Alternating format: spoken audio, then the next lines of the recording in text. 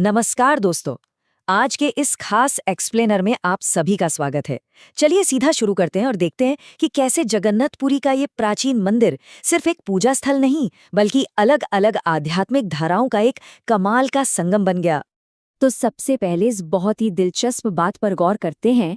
भागवतम में एक बहुत पुरानी और पारंपरिक मान्यता है।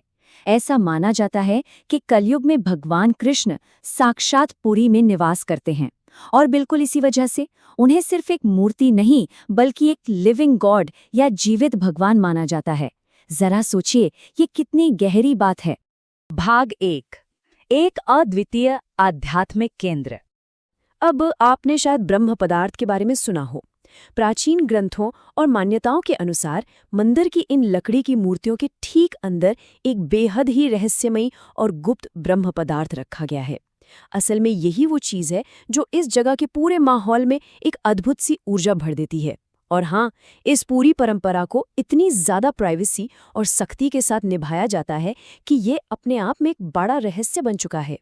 इस रहस्य को थोड़ा और गहराई से समझने की कोशिश करते हैं। भविष्यमालिका जैसे कुछ बहुत ही गूढ़ ग्रंथ हैं जिनमें कलयुग के बदलावों के लेकर कुछ अजीब सी भविष्यवाणियां की गई हैं। और हैरानी की बात यह है कि इनमें से कुछ चीजें हाल ही में सच होती दिखी हैं। जैसे मंदिर के अंदर रक्तपात का जिक्र। आपको शायद याद हो, कुछ साल पहले ही मंदिर के शिखर से एक दुखद आत्महत्या की घटना सामने आई थी। इसके अलावा अचानक इतनी ज्यादा भीड़ बढ़ गई कि हालात बेकाबू हो गए और मंदिर को दर्शन के लिए बंद करके महास्नान यानी एक बहुत बड़ा शुद्धिकरण करना पड़ा। ये सारी बातें इस जगह को और भी ज्यादा मिस्टीरियस बना देती हैं। चलिए अब थोड़ा आगे बढ़ते हैं और देखते हैं कि वक्त के साथ ये सब कैसे बदलता गया। इतिहास के पन्नों को पलटें तो अलग अलग समय में कई महान संत इस एक जगह की तरफ खींचे चले आए। 8वीं सदी में आदि शंकराचार्य का यहाँ आना, फिर 15वीं सदी में चैतन्य महाप्रभु का वो गहरा जुड़ाव और 16वीं सदी में गुरु नानक देव जी की वो दिव्य यात्रा। इन सभी घटनाओं ने मिलकर इस मंदिर के इतिहास को एक बिल्कुल नया रूप दे दिया। भाग 2, आदि शंकराचार्य और भक्ति की शुरुआत। आपको पता है, जब आदि शंकराचार्य श्रृंगेरी से निकले थे ना, तो हिंदू धर्म की नींव को मजबूत करने के लिए उन्होंने जो अपना सबसे पहला मठ बनाया वो पुरी में ही स्थापित किया। जी हाँ, गोवर्धन मठ। उन्होंने इस काम के लिए पुरी को ही चुना, जो साफ दिखाता है कि इस जगह का आध्यात्मिक महत्व उनके लिए कितना ज्यादा था। लेकिन यहाँ एक टर्निंग पॉइंट आया। शंकराचार्य जी को जल्द ही ये समझ आ गया था कि आम लोगों से गहराई से जुड़ने के लिए सिर्फ बड़े बड़े वैदिक वाद विवाद काम नहीं आएंगे। लोगों के दिलों में भक्ति जगाना बहुत जरूरी था।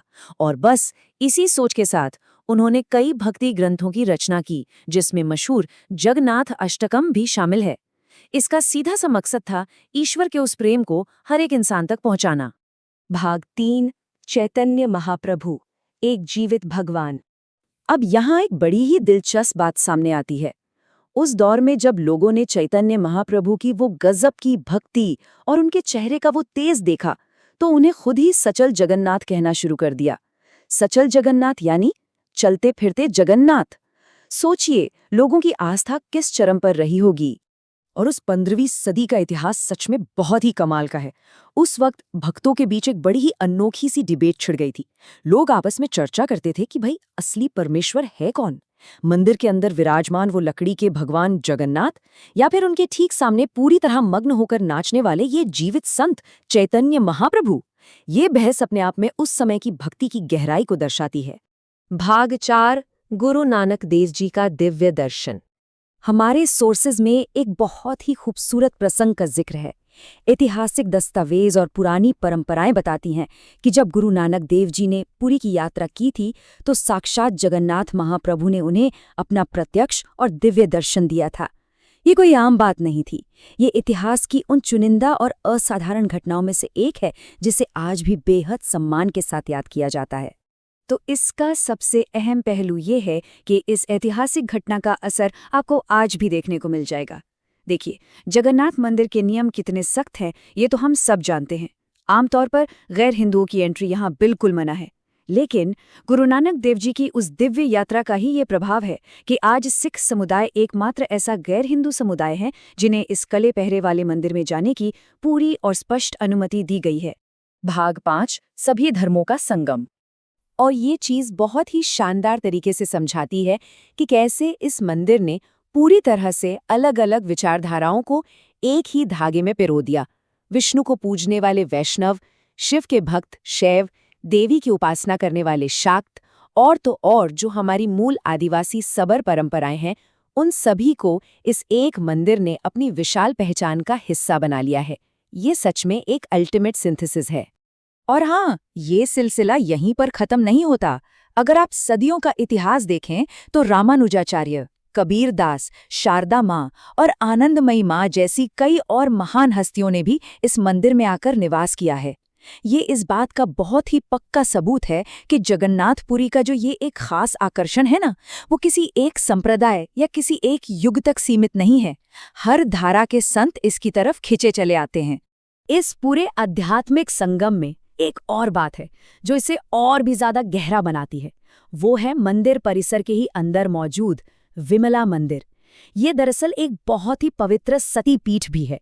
तो मौजूदा परंपराओं में ये शक्ति पूजा की एक बिल्कुल नई परत जोड़ देता है, और यही कारण है कि इस पूरे प्रांगण की जो आध्यात्मिक ऊर्जा है वो एक अलग ही लेवल पर महसूस की जाती है। तो आखिर में ये सब हमें एक बहुत ही गहरे और सोचने वाले सवाल पर लाके खड़ा कर देता है। क्या भारत की ये पूरी की पूरी आध्यात्मिक विविधता सिर्फ इस एक ही मंदिर के भीतर समाई हुई है?